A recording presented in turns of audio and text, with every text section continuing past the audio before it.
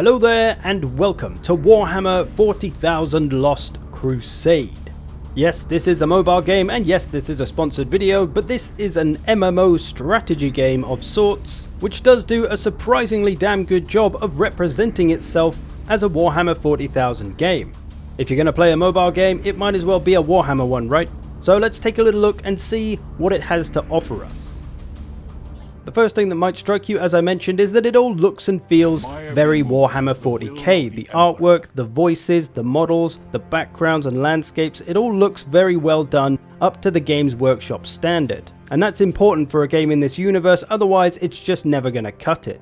As a mobile game itself, it functions like many other mobile games. It's your typical kind of formula. For this, you have a big base, a battle barge, which you have to upgrade as you go. There's resources to manage and to gather. You can expand your base and keep getting it bigger and bigger. And naturally, in the Warhammer 40,000 universe, your battle barge is all about war, and thus it is a big army factory. So you're going to be building lots of units here, which is what I need to do now actually. You can see I need to build all of these different units.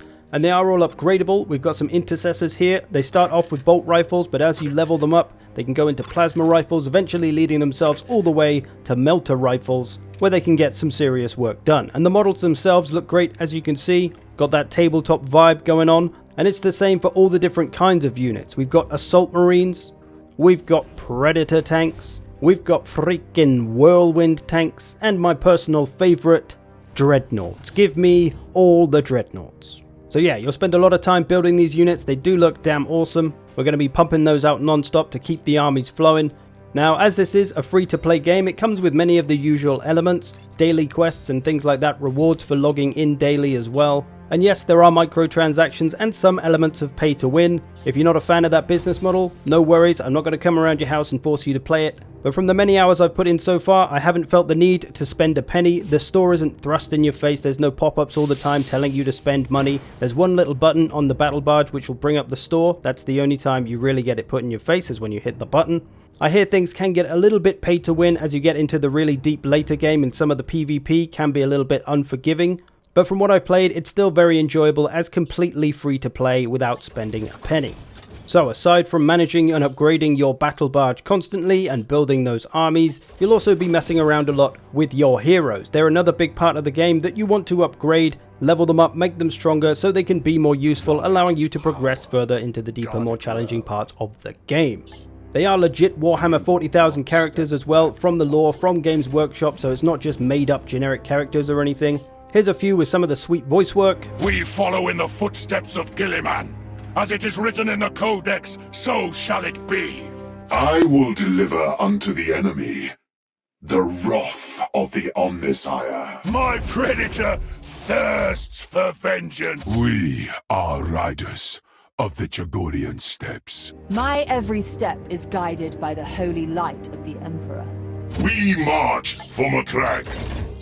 So lots of awesome characters and heroes to get your hands on. They are adding new ones over time as well. So as you progress and upgrade your battle barge and your units, you'll also be upgrading your heroes, their level, their skills, and just their overall power and usefulness. Personally for me, this is the type of thing I enjoy, upgrading characters. And while there isn't a ton of things to upgrade with a single character, you can choose to upgrade the characters that you prefer a little bit more, and the ones that you can find nice combos with, because the different heroes can work together. Certain combinations of heroes work better than others, and can gain bonuses when they work with certain other hero buddies of theirs.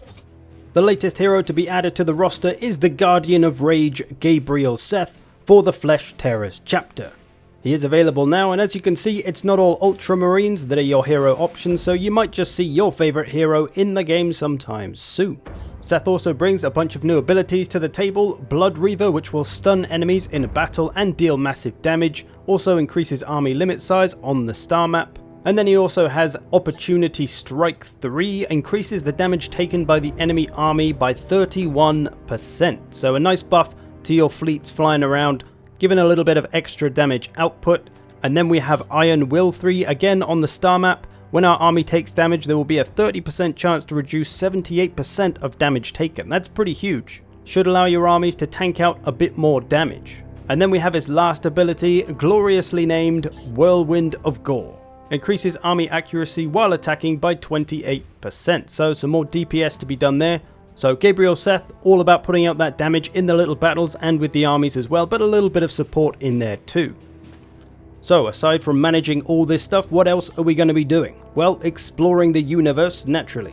We can scan the area for any interesting stuff, which may give us resources, which we're going to need for just everything, upgrading the battle barge, upgrading heroes. So it's good to scan the battle map out here in the universe, find one of these things. Here's one I did earlier and forgot to claim the reward for, apparently. We've got one here, let's see what this is. A level 5 Hellfire class cruiser. We can take that on, we can get some Cordus fragments, which will allow us to upgrade our hero Cordus. More for other heroes there as well. So we're going to go ahead and do this, select our 3 heroes that we want to take into the fight. We can see what we're facing, we can see the recommended hero power, which we are way over, so we should have no problem with this little battle. Sometimes these are just passive little fights that you won't actually have to get involved in, and you'll just get the rewards after a few seconds.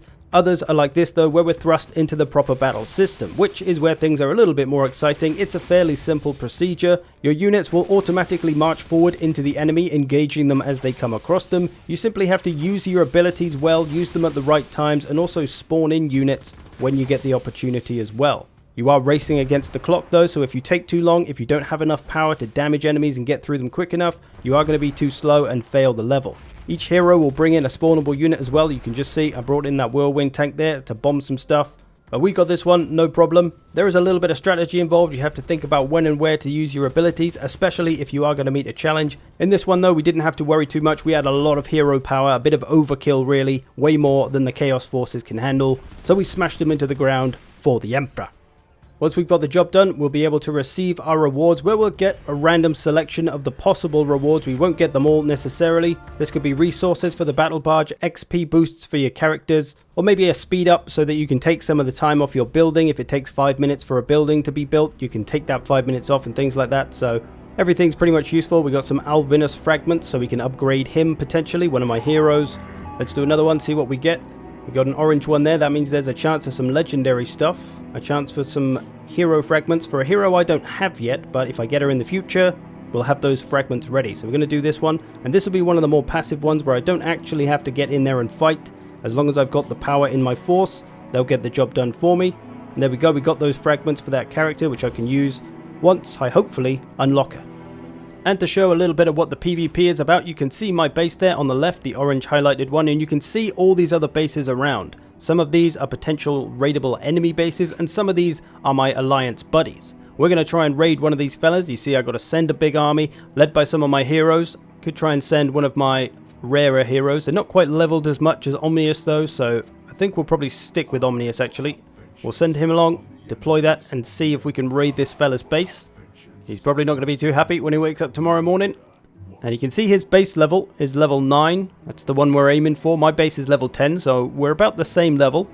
I could go for a lower level base, which will probably be a bit easier to raid and I might get some stuff from, but probably not as much of a reward. I could go for the higher level bases that are higher than me, but those will be high risk, high reward situations. Here we go. Oh, he puts up very little resistance at all. He must have not really had any units there, because we just went straight through him. We'll check the report and see if he actually did any damage to us in any form. He had 3 troops there. And those 3 troops are done for, surprisingly. They couldn't stand up to my 1500 troops. And we have managed to loot ourselves some sweet materials. So there's one base raided. Let's try and do one more. Let's see if we can get another. Another around the same level. There's the level 11 one there, but I think that might be a little bit too ballsy. We could try and raid the command station. Can I attack this? Oh, definitely not. Army requirement power 30,000. I'm currently at about 17, so that's not a good idea. This guy's a level 9. We could maybe do this. We'll go in with the same army. I don't even have that great units yet. They're only like level 2. Once I upgrade my stuff a bit more, I'll get the higher level ones, and then we should be able to come at some of these higher bases. These are a lot of my allies around there, all these green ones. My little alliance stuff. You see I can send them resources. Even send them a garrison army. So we can look out for our buddies if we need to. Which I don't think anybody is going to do for this poor fella. Commander ZFPS. There's a level 8 Hellfire Cruiser here as well to the right. Could go after that after. That's just a PvE mission, but still some good stuff to be had maybe. Here we go. Oh! Oh! He nearly got us. So he actually had some decent defenses. He must have had a fair old garrison there. You saw my bar went down pretty quick. We lost a bunch of troops. Oh, we actually had about the same amount of troops, both about 1,500 in our armies. So that was a close one. We only narrowly won that. But we did it. We got some loot. 51k of our precious metals. Lovely. A little bit of fuel as well. It's a good day. So that's a little bit of basic PvP for you. This can get up to some pretty complicated stuff, which I haven't experienced yet, but here's some footage of it. This is attacking a command station, I think, trying to capture it. There's a bunch of players coming in. So they'll all come in with their built-up armies, as strong as possible, the strongest heroes they can muster, in an attempt to take these stations and control little bits of the universe and things. So there's some fun to be had with PvP stuff, although I think it can be a little bit rough when recovering from an attack sometimes, but that's why you got to make sure you got a good garrison at your base, otherwise you might get raided. If you want some more of the proper in-game real-time battles though, you can do the expeditions. This is kind of the story mode, with a few cutscenes and dialogue to follow. And we're going to play a couple of these, but I'm going to mess my army around a little bit, show you some different heroes, try to make the hero power a little closer to what is the recommended. As you can see, it's 44,000, the recommended power, so we'll see if we can get somewhere close to that.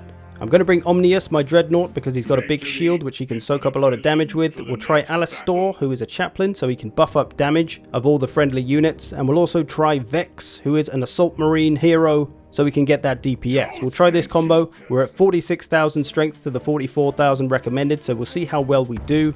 Let's find out. As long as we use our abilities and try to get our units out in a timely manner, we should be able to do it. Rockets coming in. We've got our shield up. That's going to block a lot of damage, soak up a lot of power. Get that AoE attack from Vex. A lot of enemies around though. Got that damage boost from Alastor the Chaplain. Vex is taking a bit of a pounding. Our damage output is maybe a little too slow. Going to bring in the Predator tank to help us out. I feel like we need to bring in another unit though. Got our shield for Omnius again. We're going to use that. I would like to get my Whirlwind tank out. As soon as that becomes available, I'm going to try and grab that. My lad Vex is probably going down though. There he goes. He will be down only for 10 seconds or so. He will get back up and be okay again. Oh, there's two more Forge Fiend fellas coming along, or whatever the hell they're called. Those big Chaos Beasties. I think we're going to be a little too slow here. Maybe I should have brought my second tank out earlier instead of using one of the abilities. I've got a long way to go and not a lot of time left. So I'm feeling a lack of DPS perhaps. Maybe I've got two support heroes here with my Dreadnought and my Chaplain, so maybe I need to switch one of them out to get another DPS heavy hero. Oh, Vex has just YOLO'd into the enemy by himself. Come on lad, fall back. He's got his ability, we'll try and use this. We only got 21 seconds, we're going to fail this, but we'll see how far we can get. Everyone else is caught up now. Yeah, DPS too slow in this one, so that's what's going to have failed us. So we're going to need to change our heroes around, try and find a better combo of DPS heavy heroes. Maybe I'll just go full DPS and see what happens, or maybe just two. We'll try it out, but we're going to fail here, and it's going to be a misery time expired. So we're going to leave this battle, but we'll repeat the same level again, same part of the story, try to get through it, but we're going to change out a hero. Maybe we can find a better option. So we're going to lose Alastor. I feel like he was lacking. His damage boost wasn't really doing enough for us. Maybe I'll just bring Cordus. He's my big man. He's one of the best. We've got a lot of recommended power above them now, so this should be a little easier, but not a walk by any means, I don't think. We'll find out though. Cordus has got a little more DPS to him, his ability, a nice damage AoE. I'm just looking for when all the enemies kind of group up and bunch up. I'm going to try and drop Vex's AoE here. Oh, didn't quite come off there. Let's try Cordus's little lightning bolt. That does a nice bit of damage, took out a bunch of units there. That's the kind of DPS we need. Getting through these big things nice and quick. Not taking too long. Let's finish off this turret. We got our Whirlwind tank on the field. There is kind of units and matchups, which I haven't learned too well yet, but I think that does come into play, especially as you get later into the game where things are going to be a little bit tougher, and you won't have such a power advantage over the recommended.